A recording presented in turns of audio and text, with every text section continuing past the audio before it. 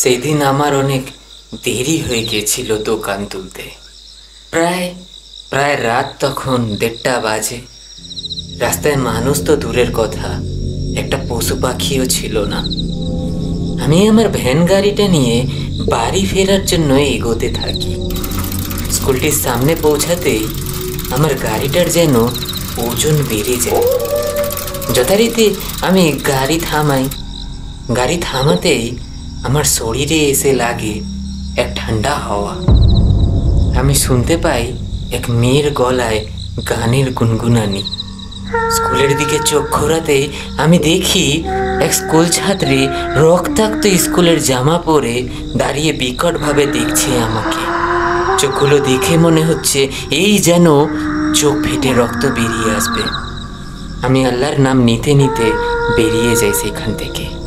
তারপর থেকে অত রাত করে আর ফিরি না আমি।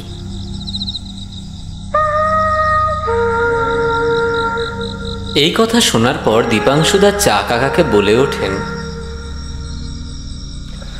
ধন্যবাদ কাকা।